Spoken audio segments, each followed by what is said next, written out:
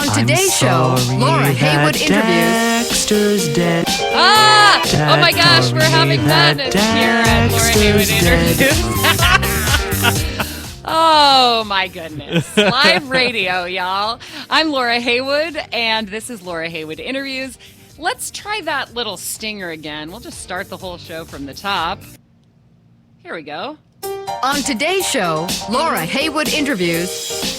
Award-winning composer, singer-songwriter, podcast host, and all-around beautiful soul, Joel B. New. Welcome to Laura Heywood Interviews. I'm Laura Heywood, and we are live. Today's guest is Joel B. New, composer of musicals such as To Hell and Back, which was performed at the New York Musical Festival in 2015, McKenzie and the Missing Boy, developed by the Musical Theater Factory, and the gorgeous album Cabot Cove, which is actually inspired by Murder, She Wrote. And watch out when you listen because those songs are catchy AF. I'm going to play one for you later in the show. Joel's work has been workshopped or performed at many of the best incubators in the country, including Ars Nova, New York Theater Barn, Prospect Theater Company, and overseas at, I don't know how to pronounce this, Broadway au Carré. Broadway au Carré in Paris. Joel B. New is the winner of the American Theater Wing's Jonathan Larson Grant and Max John Wallowitch Award. He also hosts a podcast called Something New, dedicated to voices of contemporary musical theater, which has returned after a 2-year hiatus for a special limited run leading up to Monkey Trouble Unleashed, a new musical which Joel describes as a violent musical comedy inspired by 2 critically obscure films. And that will debut October 6th at the Duplex in New York City. I'm going to be there. You're going to want to be there. I'm putting a plug in early. Go to joelbnew.com to get tickets. Here at Laura Heywood Interviews, I love to use my platform to amplify the voices of artists I love, and Joel definitely fits into that category. So please join me in welcoming Mr. Joel B. New. Hello. Oh my Hi, gosh. Laura. That was madness at the top of the show. That was so fun. Was it? I hope it was. I hope it was fun for everybody listening and not just like, get this out of my ear holes. What was happening was, so this is some sort of pull back the curtain stuff on Laura Heywood Interviews. Most people listen to it as a free podcast through Apple Podcasts, but a select special few people have chosen to help me make the show by pledging $6.95 a month through dnrstudios.com/Laura. Some people do that just because they want me to be able to not lose money on this. Yep. And some people do it because they love it so much they want to get every episode a week early and or listen live, which most podcasts don't do. No, but, it's very unique. You can listen live at dnrstudios.com/Laura, and we play 5 minutes of music before the live show starts so that people online can be reminded that it's coming up. And I used some of Joel's original music today, a song called The Corpse Dance at Midnight, the first track on Cabot Cove. What I didn't know is that it was automatically going to trigger the next song on the website, which is my favorite one, Dirge for a Dead Dachshund, which you will be hearing later. But I was not prepared for it to just automatically go into it. I'm a big believer in not pretending to be perfect. It's all about transparency. This is the age of transparency. I feel like it's the age of face tuning and filters and editing, and that while we claim to pride ourselves on authenticity, so often that authenticity is very widely manufactured. Well curated. Yeah, and so as somebody with a background in live radio, I decided to just go for it and not try to make it the slickest, most polished, edited, I love it. And look at you. I mean, you've got an exclusive group of people who are paying to hear you first because they know you and they love you and want to know more about what you're about and what you're interested in, because obviously they're interested in the same things. Yeah, well, and the great thing is that most people, I think, who listen are here for the theater. But every once in a while, I get to slip in something that isn't theater related because I'm a well-rounded person and I have lots of stuff that I love.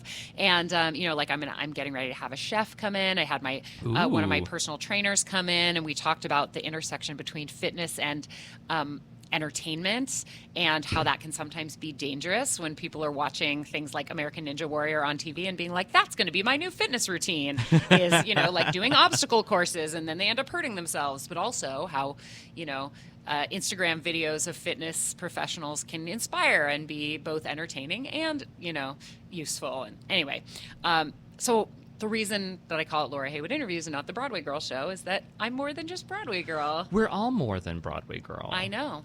Or we should be. You are. I mean, are you more than Joel B. New? That's a deep question. I mean, it's how much time do we have?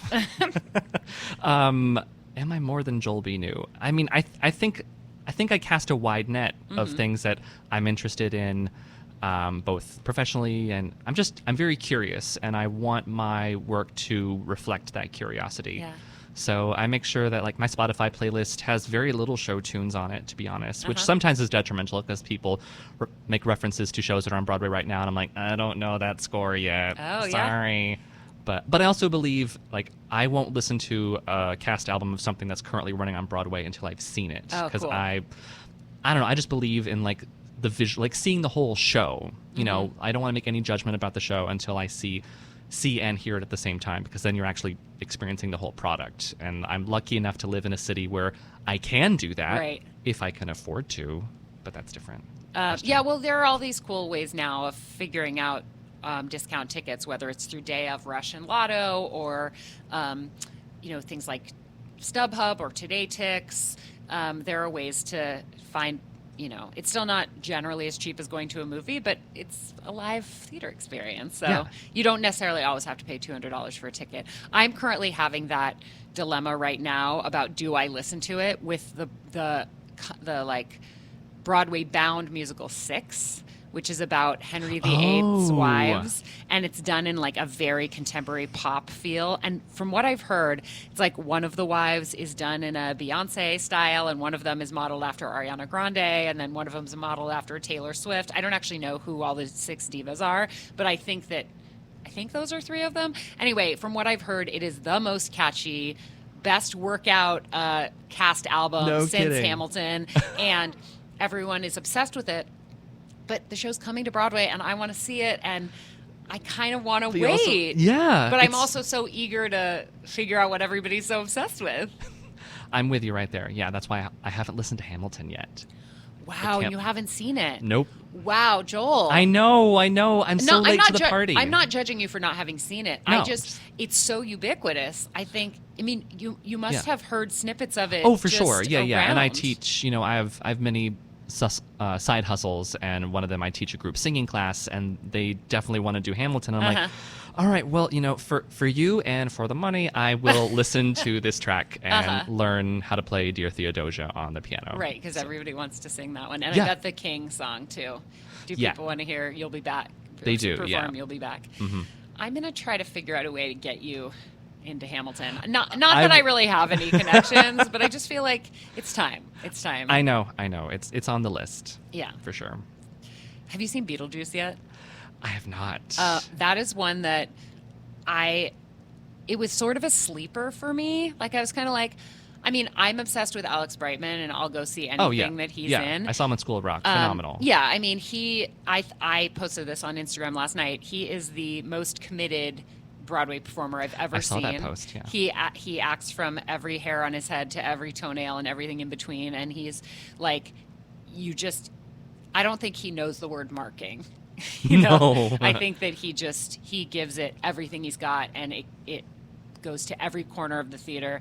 And so I was like, I mean, they made the right choice in casting him. I don't know about Beetlejuice as a musical, but then I saw it and I really enjoyed it, and then it kept growing on me in my memory, and I went back and saw it, and I loved it even more the second time, and last night was my 3rd time seeing it. Whoa. And it's Alex's performance for sure. Wow. And I guess I feel kind of like Hamilton is going to be playing forever. Yep. And because you're already in replacement cast, there's not the urgency to get there while the original cast is still there. I would say put Beetlejuice ahead of Hamilton on your list right now, because I'm sure that anybody who got that role would be good in it, Yeah. But I can't really imagine anyone else doing the role. It's kind of like Christine Ebersole in Grey Gardens. Like, yeah, who are we gonna get? Right. Who? But at the same time, other people have done Grey Gardens since then, and this is true. And like everybody has understudies, and the understudies are fantastic. Yes, love Plus, understudies. I couldn't picture anybody doing Dewey in School of Rock other than Alex Brightman, and his replacements were also great. Yep. No. So fair point. But now, do you think that Did you listen to the soundtrack of Beetlejuice before you went and saw it? No. I'm But I curious- also saw it in yeah. previews before. I mean, the album just came out. Yeah. So I had already seen it by then. Luckily, I get invited to most shows as a member of the press. And press performances are right before official opening night. And it's rare that a show has a cast recording before it has an opening night, although sometimes a show that launches out of town will, or, like Be More Chill. Famously, the cast album got it to Broadway. Yeah. So I think we're going to be seeing more of that. I think so, Everyone's too. going to be like, let's do what Be More Chill did. Drop the album. And And see if lightning can strike twice. yeah. But yeah, I would say Go see Beetlejuice. if we are lucky enough to have access to the shows, see as much as you can, knowing nothing going in. Yep, exactly. Like, And- have no expectations. Exactly. You'll learn something. So that was your What Should I See this week in Laura Heywood interviews. Thank Let's you, talk thank about you. you, Joel. Okay. So you have won some really prestigious awards. Thank you. I mean, I don't think it gets much more prestigious for an up-and-coming theater writer than the Jonathan Larson grant. Yeah, that was a big catch, and I got that pretty early in my career. So I set very high expectations for myself after that. Where did you grow up, and what did you study in school that got you prepared to, submit and then win this grant? Yeah, so I'm from Nebraska, and I moved, I got my first degree. So I was a musical theater kid. I was a performer, really wanted to be Child star? I was a child star. Oh my my first gosh. show was a community theater production of Oliver, and of course I was Oliver. And Were you Joel B. New then too? No, the B came in grad school as I'm totally curious about why. okay. Is there a reason? I was actually I was talking to Julia Murney, who was my guest earlier this week. We've worked and together. She was Julia K. Murney for a long time, just because she really liked the sound of it. She Yeah. liked the K, and then she was doing a show, and everybody came up to her and was like, "Get rid of the K. It breaks up the flow of your name." And she was like, "All right." There's no other Julia Murney in the union. Well, there you go. Yeah, I'm not in a union. You're not. No. Oh, I guess do Well, writer. I'm a member of BMI. That's where my music is licensed and things like that. Yeah. And Dramatist Guild. Right. Yeah. But Yeah, the B usually came when I later. see a middle initial, it's somebody like Stephanie J. Block, who put that J in there because there was already a Stephanie Block Yeah. in either Actors Equity or SAG, and because of the union rules, you have to be able to be differentiated by the other from the other performers. So, but I think it was part of my transition from being a performer to being a writer. Got it. I was Joel New, and I was like, well, I'm Joel B. New now. Because I think there was also, there's a Bill Finn song where he jokes about writers having three names. And all the good writers have three names. And so do all of the good serial killers. no, that's Quote right. unquote good serial killers. Coincidence? I don't know. And actually, that brings us to sort of your My- milieu. I mean, whether it's a concept album Yes, my about MO. that's inspired by Murder, She Wrote, or Monkey Trouble Unleashed, or To Hell and Back. I mean, Yeah, there's a or lot of like depth. another one about a missing kid.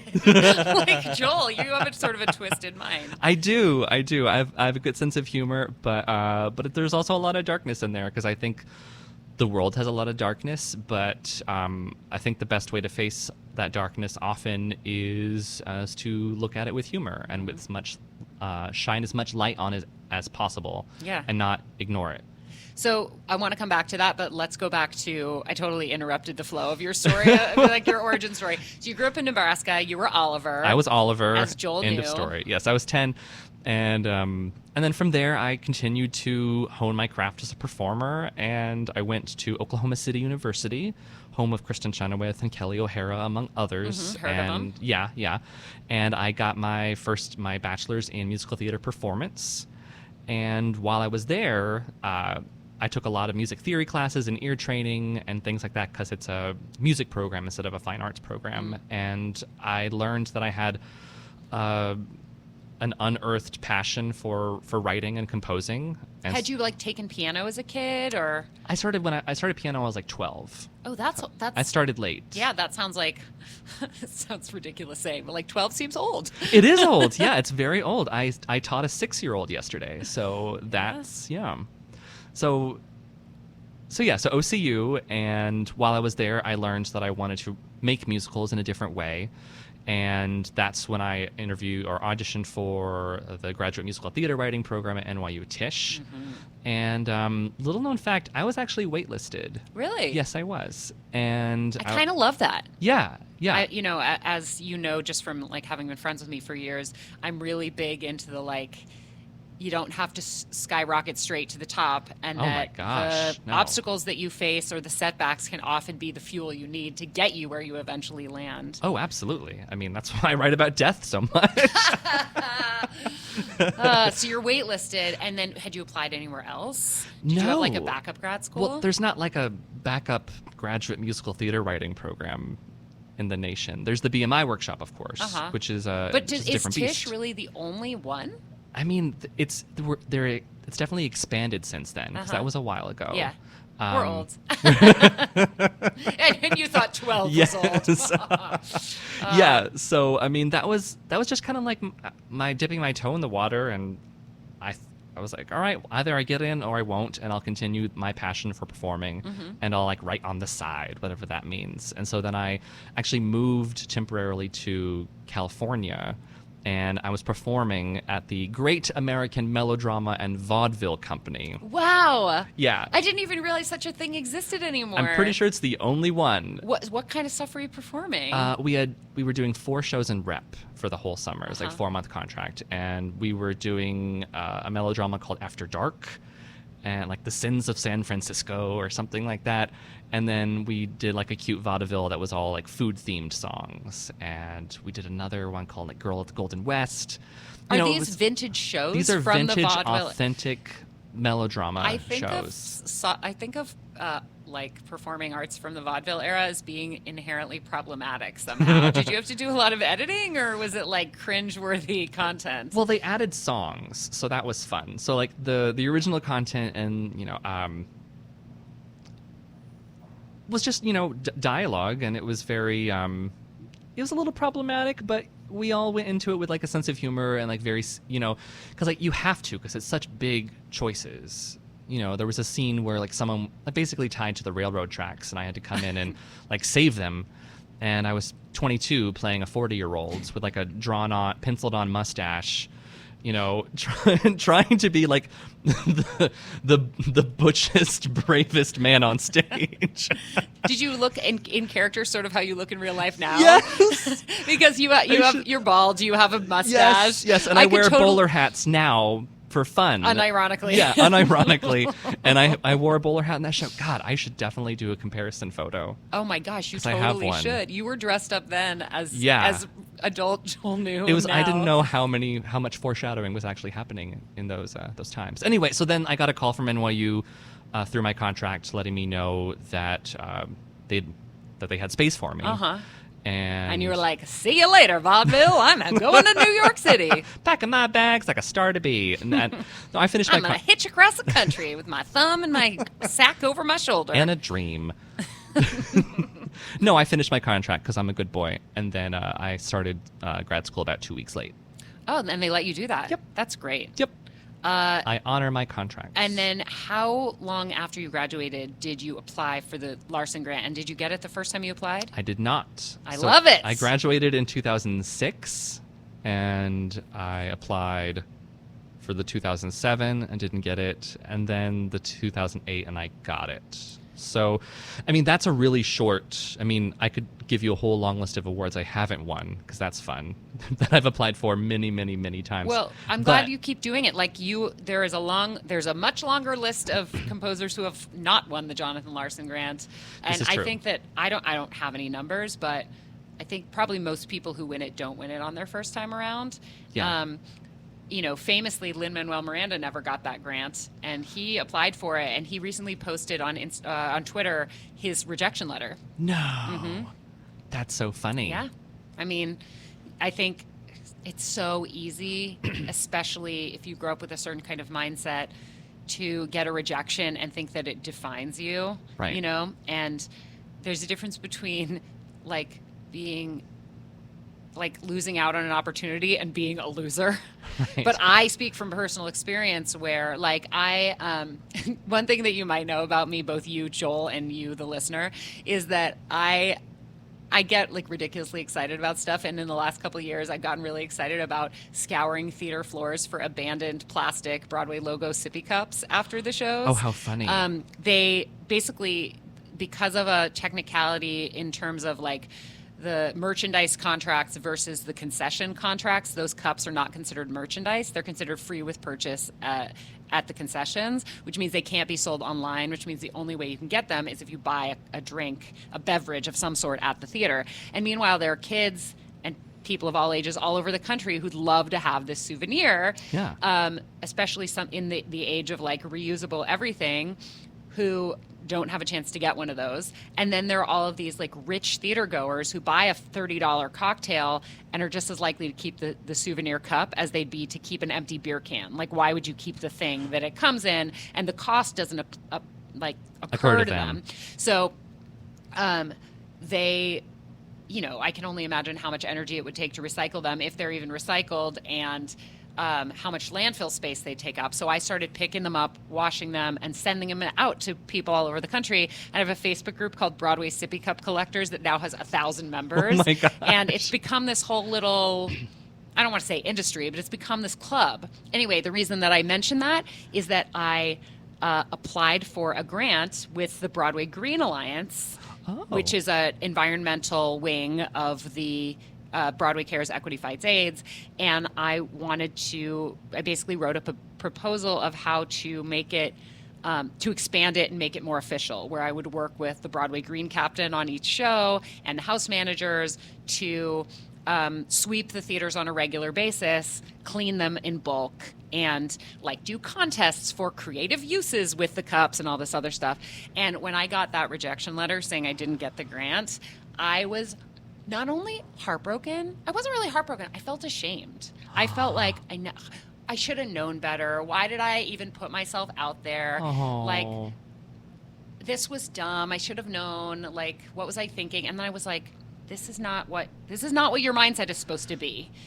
Who knows who, maybe somebody proposed a, solar powered, lighting grid. And the worst thing, there are so many bad things you can do with a rejection. And one of them is comparing yourself to the applicants that you don't know. Mm-hmm. Yeah. Like, that's comparing yourself to a void and just assuming that everything else is better than you and everything else is vetting against you. Mm-hmm.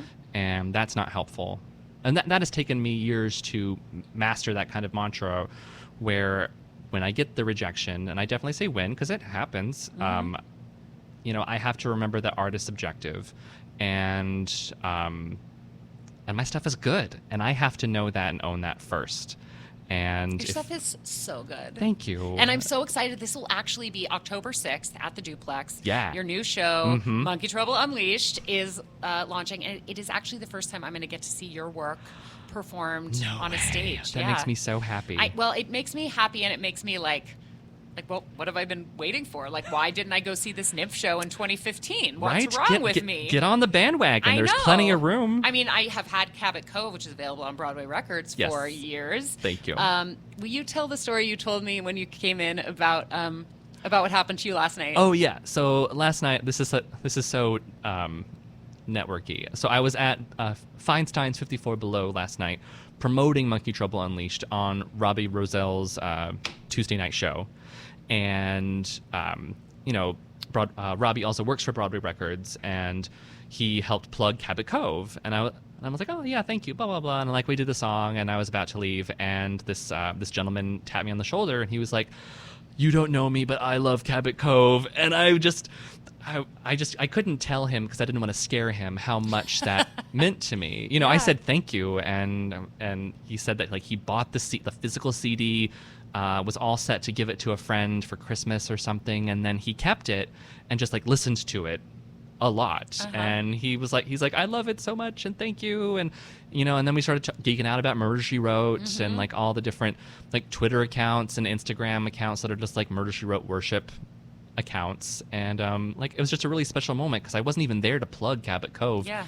And I'm always moving on to what's next, Yeah. and I rarely apply with the same material when I apply for grants and things like that, because I feel like I'm changing, I'm evolving. My applications should reflect what I sound like now. Yeah. Well, but I'm sure if somebody came along and was like, I would like to produce Yes. McKenzie The and a answer is Missing yes. Boy, The you'd be answer is like, yes. done. Yeah. I think that so often as writers and as any kind of content creator, when you're doing it mostly alone, like radio is the ultimate example, but also social media and, any kind of writing, is that you kind of forget that anybody's there. Like, when I sit in here and have a conversation with you, yeah, we have headphones and microphones and the soundboard, and I upload it to Apple Podcasts after the live show every time I do a show. Yeah. But I don't have any interaction with people who are listening. And so, one person will go, oh my gosh, I was just listening to your podcast this morning. And I'm like, what? You listened to it? And I know that a lot of people listen because I've seen the numbers, but I don't associate those numbers with actual human beings. I actually referenced an influencer who has a Instagram account called the Broadway Positivity, the Broadway Body Positivity Project. Okay. Or maybe it's just called the Body Positivity Project. Anyway, it's about celebrating all different shapes, sizes, ages, colors of performers. Love it. And I was talking to Lena Hall about, people who use social media for good, and I referenced this account. And then that woman was actually listening to the podcast, not knowing that she was mentioned, and she heard her name mentioned, and she screenshotted the moment in the podcast where her name was mentioned and tagged me in it. And I was like, we both had this reciprocal moment. That's so cool. Of you see me and I see you, and we hear each other, and we're like, wow, it's community, it's connection. I just got goosebumps. Yeah, no, I think it's I think what we both do is just so much of it happens in a vacuum, and it's hard to remember that there's all these other people, and you got to let them in. Otherwise, you're just doing it for yourself. And so I think this would be a beautiful moment if you're willing for me to play my favorite song from Cabot Cove. And by say I'm going to play it, what I mean is I'm going to press play. I'm not actually going to, play it on the... I don't play any instruments. This song is called Dirge for a Dead Dachshund. I thought forever that it was called I'm Sorry the Dexter's Dead. But I actually like... That is the hook. I actually like the title, Dirge for a Dead Dachshund. And we don't get to play a lot of music here, but because you own all the rights, yeah, dude, we get to do it. So this is a little over 3 minutes, and be careful because it's about to get stuck in your head. Here's Dirge for a Dead Dachshund by Joel B. New from Cabot Cove. I'm sorry that Dexter's dead. I rushed over once the news got to me. I'm sorry that Dexter's dead. His friendship and love meant a lot to me. Why, only this morning he's licking my face. A dachshund like him will be hard to replace. I'm sorry that Dexter's dead. I'm sorry that Dexter's dead.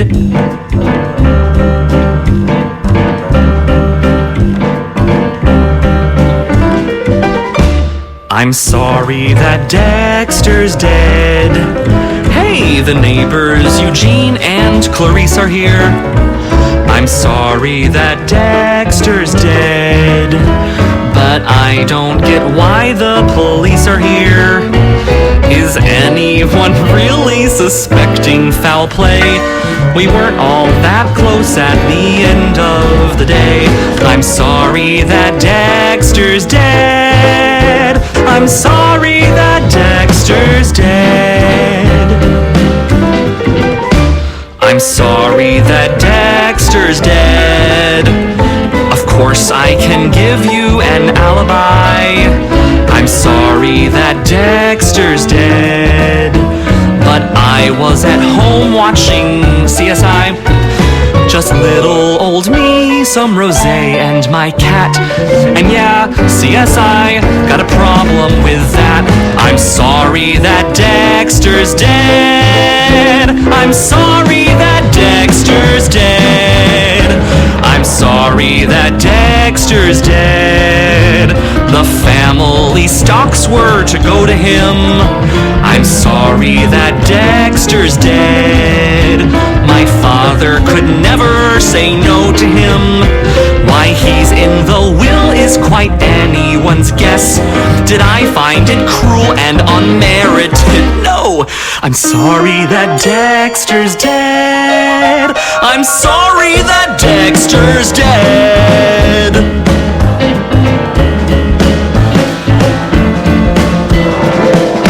I'm sorry that Dexter's dead. Your search for the truth is respectable. I'm sorry that Dexter's dead. The cause is as yet undetectable. The murderer must have great insight and wits to not leave a clue in the kibbles and bits. I mean, not that I know what Dexter eats. How would I know something like that? It's a relatively common brand of dog food, that's all, I assume. I don't have a dog, but that's what I've heard on the streets.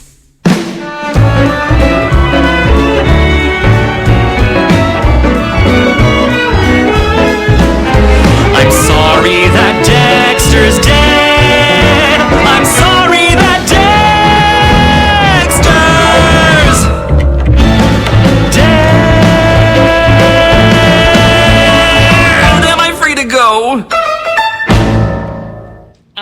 Amazing.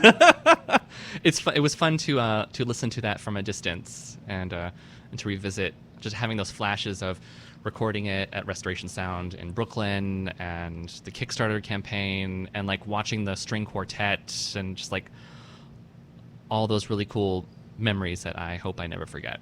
I think that, well, first of all, you have you have a literal record of that experience. Yeah. And that one in particular, that's you singing it. It's all me. And it really shows you as a performer, too. Because, you know, Thank you. even the way that you say CSI, when you're like, so clearly trying to think of what your alibi is going to be. And then when you're like, I was watching CSI. And there are other moments, too, like the part about kibbles and bits. And how do I know what he's eating? And, you know, and I think it shows you off as an actor and as a singer, and Thank the fact you. that you wrote it too is pretty remarkable. Thank you. Well, that's what I did first, was perform, and for 5 years I produced a podcast called Something New, where I would interview performers who did something else, and it was all about empowering people to give themselves permission to say yes and.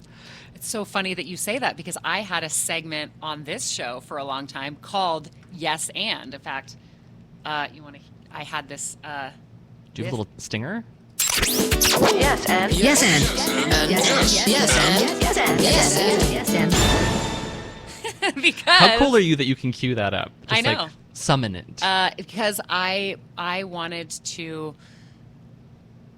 you know, I talk about this a lot. I've talked about it already today, but that the social media handle I gave myself, Broadway Girl NYC, has actually led people to believe that I don't have other interests or other skills. And I can't tell you how often I tell people that I worked for Major League Baseball for several years, and that I worked in sports talk radio, and that and I've interviewed Joe Montana and Jerry Rice and, you know, like all these other famous athletes, and they're like, what would you be doing talking to them? And I'm like, I was doing that for years before I moved to New York. Do not put me in a box. Right? But I put myself in that box. You know, I named myself Broadway Girl. You and did. that got me where I needed to be. Yep. That got me everything. So I'm not mad at it.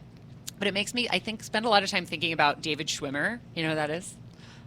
From Friends? Ross from Friends. And he will be Ross from Friends for his whole life. It's true. And he is also, I think, a classically trained, like, Shakespearean actor. I know he's an incredible director. I know some actors who've worked with him as a director.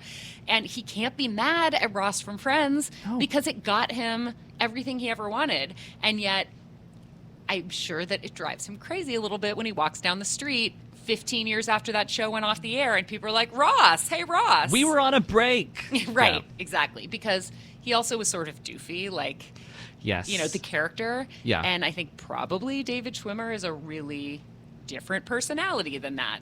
But it was so visible, and he can't be mad at it. No, he really can't. I saw him once in person. I had a day job at a law firm once, and he was coming in for with a friend who needed something, and okay. no. It was all legit, obviously, and above board. But like he came in, and we were all like warned, you know, like David Schwimmer's coming in. You should, you know, like everyone be cool. And I'm like, we're cool. And he, and he comes in, and I'm just like geeking out from my desk. But I saw him, and like he was just like so chill and not Ross. Mm-hmm. And I mean, I didn't think I would see him like flailing and like falling on over the sofa or anything like that. But just like, it's just a reminder. It's like, yeah, he's a very different person. Yeah. I would love to have him on this show sometime and just be like, does it drive you crazy? And I don't know what he'd say. I'm sure that he has some very well prepared response. Yes. I'd also love to have him on the show and be like, in the intro, be like, here's the one thing we're not going to talk about today. Ross from Friends. And then, because you can't do it and you can't talk to David Schwimmer and not acknowledge it. You can't talk around it. Right. But if you're like, this will be the one time I mention Ross or Friends. Now let's talk about who you really are. Yeah. Anyway, so I love that your whole podcast was yes and. Yeah. Because initially I planned to do a much more structured podcast where it wasn't just like, we're going to shoot the shit for an hour. It was like, we're going to have, yes and was a segment. There was one called Tweets and Sass. Tweets and Sass. Which was initially an idea for a memoir title when Broadway Girl was anonymous, because of course you can go Tweets and Sass. It's a chorus line reference. Yeah, no, I got it. And I was like, then, well, that'll be our segment talking about social media and what accounts you're obsessed with and what you've been posting recently. And then the last one was going to be, which we still do, I just don't play the stinger for it anymore, is called Just Cause. Like, we're going to do one last segment, Just Cause, just because, but also it's about a just cause that the person believes in. And we are going to talk about that because you and I have we both have very strong connections to an organization yes, that is very special. So we'll get to that later. But yeah. So anyway, I was saying with the I was looking to create my next project, and I felt hypocritical that I wasn't returning to an earlier passion, or I wasn't trying something new myself, even though I was preaching that for 5 years. And so that's when I decided to do the EP and be the principal singer on it. I'm so glad you did that. Thank you. I mean, fun. for a lot of reasons. Is there a storyline on that EP? Like, could it be a stage show, or are they songs the way that like Murder, She Wrote episodes are? Each episode is kind of its own little self-contained. movie. Yeah, so they're all self-contained. I've had friends who've listened to it from start to finish and said that they feel there is a through line and stuff like that. But I don't think Universal Publishing would like me to do it on stage. It took some doing to get the theme song rights, to be honest. Got it. Well, because there's this show that Josh Lehman wrote called Bloody Bloody Jessica Fletcher. Yeah, yeah. I haven't seen it, but like Keith Varney's working on that as well. Could be. I don't know. Yeah. I have. Please don't judge me too harshly for this. I have never seen an episode of Murder, She Wrote. So I was not. Yeah. Bye. I was not. I didn't feel like. Did you feel like you were missing out on something? Did no. you feel... No, but I also didn't feel like I needed to like jump to see Bloody Bloody Jessica Fletcher, which was originally called Bloody Bloody Angela Lansbury, and then Angela apparently asked them to change it. And Josh was like, okay, yes, Miss Lansbury, thanks for noticing us. I'm so nice. So nice they got a message back from Dame Angela Lansbury. Well, and that might be, I might have made that up. I don't know. I think that's why they changed it. But also, like... I mean, who doesn't want a cease and desist letter from Angela Lansbury? I don't think it was that. Okay, well... I don't think it was I'm that. exaggerating. And also, again, I've heard this third hand. But... no, it's fact now. But that was produced in London. Mm-hmm. Yeah, they did. Bloody Jessica Fletcher. It was in like a theater festival, like a new musical theater festival. I think that makes sense. So yeah. Anyway, you never know about Cabot Cove. You never know. It's around. It's in the zeitgeist in a very specific niche, and I've always loved Angela Lansbury musicals. Well, I guess there's plenty of those. This is specifically a Murder, She Wrote inspired musical. Yeah, so all the song titles were also titles of books that her character wrote on the series. Oh, cool. So like The Corpse Tends to Midnight was actually her character's first book that like made her a famous author in this fictional world. Cabot Cove being the town that she was from. And I actually went to my podcast fans and asked them to pick from the 40-plus books that she quote-unquote wrote. Really? And they chose 4. Is one of the books called Dirge for a Dead Dachshund? Oh, wow. And then did you have to like study what a dirge is specifically musically? Or did you already know that? I knew what a dirge was, and I, true to type, I decided I would write something that was the opposite of a dirge. So just to be subversive and, do obnoxious. something new with do something the idea new. of a dirge. Yeah.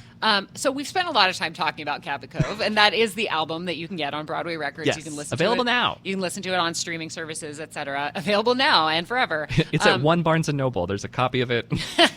Well, look, I mean, I think most people are streaming now these days. It's true. And you can get it wherever you want. I think we should dedicate the next few minutes to talk about Monkey Trouble Unleashed. In fact, I would say Cabot Cove is available. Yes, and. Yes, and. Yes, and.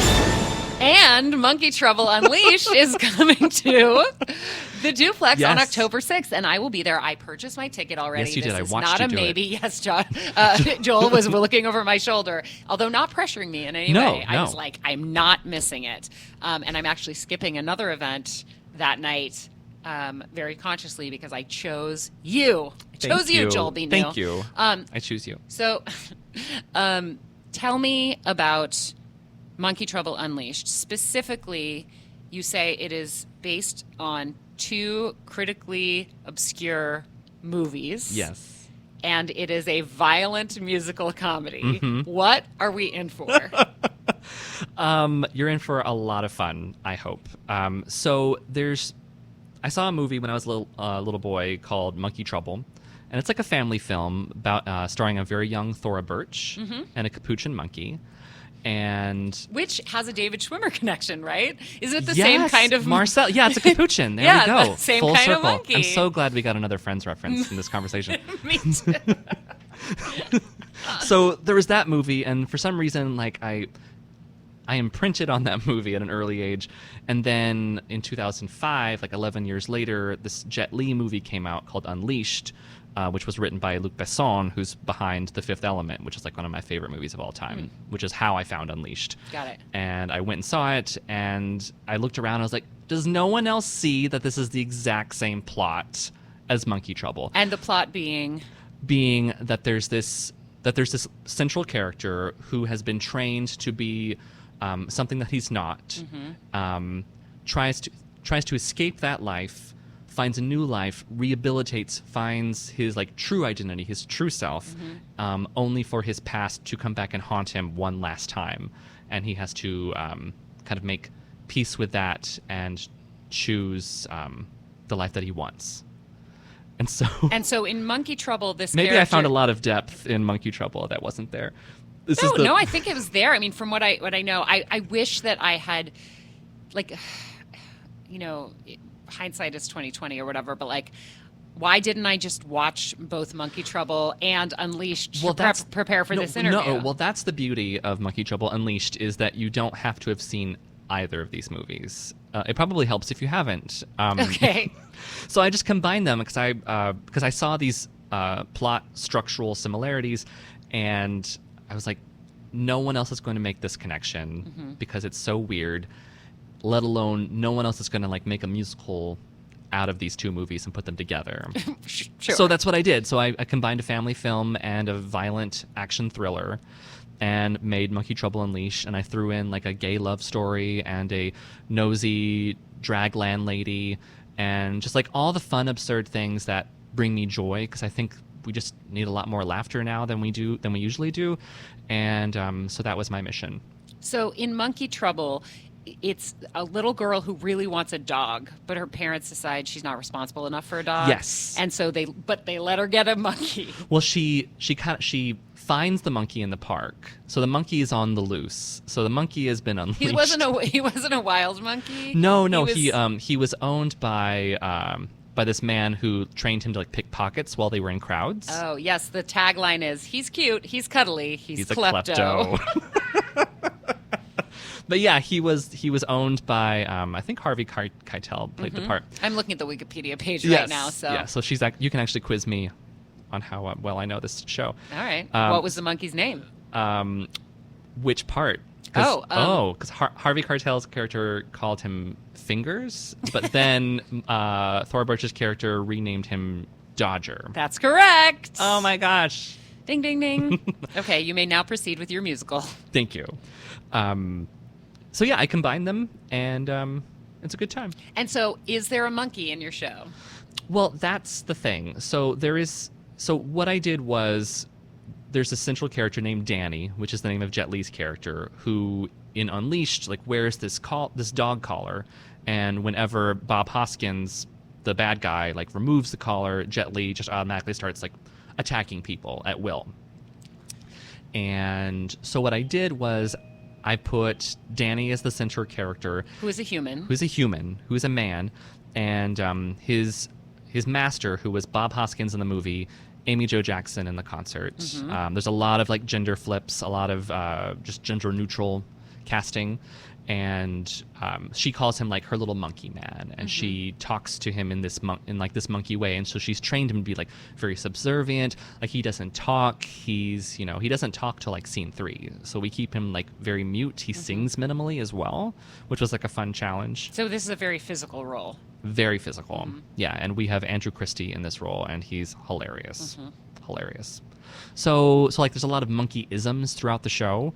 There's a lot of like I think like the story of Tarzan is very prevalent. Yeah, in it's the story like a as well. human who identifies as a creature. Yeah, as opposed to an actual creature. Yeah, someone who was raised to believe that they were lesser than, or were told that their identity was one thing, and then they get this wake-up call from the universe or a person letting them know, maybe you're something else. And I think that's a valid question for us all, to make sure that we're not just being or doing something that because someone told us to, and just to make sure that we are always checking in with ourselves and making sure that we're following our own path. So in addition to being ridiculous and violent and funny, this also has a really important message. Yeah, I think that's important to always have your why, and the show is very much about when you love is always a catalyst for change.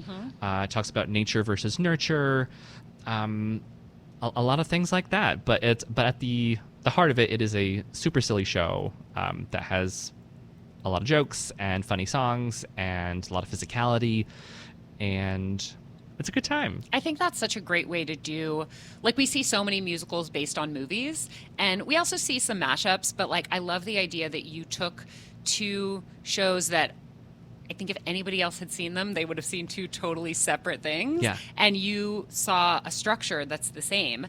And I'm just going to go on a slight sidebar tangent here, because I have actually been thinking a lot, like a ridiculous amount, about the fact that Dear Evan Hansen and Tootsie are the same story. Are they? They're both, so I've never talked about this publicly before, but I'm going to tweet it this afternoon, that basically they're about a male protagonist who is deeply insecure, who creates a lie that gets spun out of control with the help of somebody who helps create a digital backstory for them, and eventually they end up hurting a lot of people and ruining a lot of lives, especially their own, because of this lie, and they have to come clean, and everybody ends up changed for the better. Yeah, you probably just described like 15 musicals. I know, that's true. But specifically, it's the lie and the digital backstory. Because, in Dear Evan Hansen, there's like the friend goes like, oh, we'll just create some backdated emails. Do you know how easy that is? Well, that's not really a thing you can do in real life. But it's central to the story, to Dear Evan Hansen, which I love. And then in Tootsie, they're like, nobody's ever heard of Dorothy Michaels before. Okay, well, that's okay. We'll just create a resume for her, Yeah. And we'll create backdated news articles with reviews of all the projects she's done in the past. And, anyway. So nice job, Joel. Thank you. That's what I'm trying to say. Next up, your Dear Evan Hansen Tootsie mashup. I loved smashing them up. It was fun. I bet. How many times did you watch each of these movies? Well, in my lifetime, I can't count. But in the process of writing this. In the process, I watched them both once, and I just clocked them. I literally clocked them. Like I watched them, and beat by beat, I saw when these like archetypal, I think. Great. Feel free to correct me. Archetypal things. I would just like beat them out and see where they were, and just see how many of them they had in common. Mm-hmm. And from there, I just let it go as I love like looking at source material, but then just like letting it go and being like, okay, well, what am I saying? What am I going to do with this? So you didn't go back and insert specific lines from either of the movies, or no, neither. No, there's no borrowing from the scripts. Oh, that's good. That's yeah. I like that. I mean, then I guess that also helps you with sort of any potential legal ramifications. You got to be careful because it is a parody, and I have to make sure that I keep emphasizing that because that is what it is. Yeah. Well, yeah. It definitely is. But it also sounds like it's different enough to be an original. I mean, it's definitely an original concept. Oh yeah, completely. We all are inspired by stuff. Yes. Yeah. Well, I would love to play a song from the show. Okay. I'm obsessed with Amy Jo Jackson. We all are. She is so incredible. And in addition to being just a fabulous performer, she also has this, I guess, side gig as a dialect coach. I mean, is that her side gig or her main gig? You'd have to ask her. I mean, I just interviewed her on my show, Something New. Yes, which is back. Which is back for a very brief moment. And I love that your episodes are called Amy Jo Jackson Unleashed. Thank you. Yeah, everybody should go listen to that and just subscribe to it while you're at it, because 2 years from now, if you do another limited series, you want it to pop up. By the way, I just gave you a 5-star rating. I believe it was your first 5-star rating. It was your first rating of any kind in 2 years, because you haven't put any episodes. I was pretty sure my sister gave me a 5-star rating at some point. Oh no, you have a lot of 5-star ratings. In fact, your podcast rating is it's like a 4.99 average or something. That's so Basically, nice. Everybody who's rated it has given you a 5-star rating. Well, good. But I was happy to do that now. Thank you. And by the way, if you support any podcasts, you might not be able to support me by giving me $6.95 a month to keep making Laura Heywood interviews, but it takes literally 1 second to hit the 5-star review, or whatever you think it deserves. And if you write 5, if you write a review, that helps even more. So yeah, it just helps get the visibility out. It's not just like an ego thing. But before, I want to close the show by playing that song. Okay. Amy Jo Jackson song, It Could Be So Much Worse, from Monkey Trouble Unleashed, which you can see October 6th at the Duplex, and I will be there. And if you let me know that you're coming, maybe we can even share a table or something. Yeah. It's all communal seating there. Yeah, and, it's a beautiful, I beautiful would space. love to sit with somebody who heard about it from Laura Heywood interviews. So, and I would love to meet you. Yeah, I will arrange a meet and greet with Joel V. New. Oh if my you gosh. text that you heard. I or you hope I'm tweet- available. You better make yourself available because I just promised it. Before we do that, we have about 4 minutes left, and I want to make sure we talk about your... Just cause! Just cause! Just cause! Where do these come from? We have a production department at DNR Studios. I love it. And they were created particularly for me. Yeah, I can't imagine them being played for anything else. What? Yeah, so let's talk about your Just Cause. Why Just Cause? Just cause. You brought to me today the Dramatists Guild Foundation. I did. Tell me about it. Well, they're just kind of the saving grace of theater makers, in my opinion. They have helped me tremendously, and they help support many of my brothers and sisters in New York and across the nation. And they're just this incredible nonprofit organization that supports you in the ways that you need, which are space or money. Mm-hmm. And it's and everything in between. They have a beautiful sort of tagline mission statement, which is supporting writers at all stages of their So careers. clever. Which is a I hope a reference to the writer fact helps that them. they are for theater writers. So that's the word stages is very carefully in there. But also, they will support writers who are major award winners, published and produced on Broadway, but also people who are I moved to New York to become a writer, and I can't pay my rent this month. And they're not going to be like, well, you're not really a writer because you haven't gotten anything published. They also have this gorgeous music hall that anybody can rent out for free that has a piano that was donated by Aronson Flaherty. Yeah. And like the resources are incredible. Yeah. And it's a very literally generous. anybody can.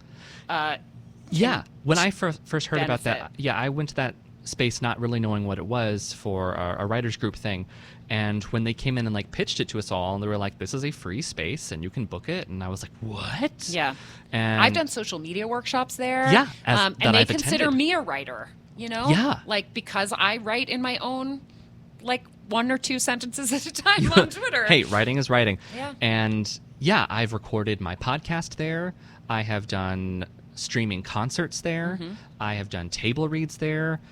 It's a fantastic space. I've work studied for them, so like this is a way to that's one way that I pay it forward Mm-hmm. is that I say babysit. They don't like when I say babysit. Like I babysit the space at so writers can write when they actually write, which is often very late at night. Yeah.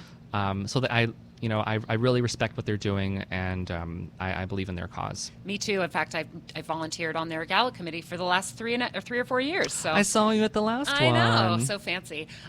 We are out of time, but we just have enough time to play part of It Could Be So Much Worse. It Could Be So Much Worse from Monkey Trouble Unleashed, which you can see October 6th at the Duplex. Bless you. And you will meet Joel B. New I'll be and there. Laura Heywood. Oh my gosh. Joel, thank you for being on Laura Heywood Interviews. Oh, and I'm making a pleasure. donation in your honor to DGF. Oh, thank you. Here's Amy Jo Jackson. Nope. Here's Amy Jo Jackson. Danny, are you not happy? Life is not some never-ending party. Sorry if that makes your bubble burst. Best you hear it from your Auntie Barty, who always puts a monkey man first. Do you really think there's better options? Better than the current one you've got? Before you go, you should know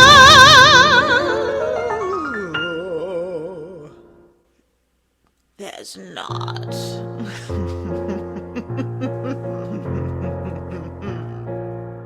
Oh, Danny.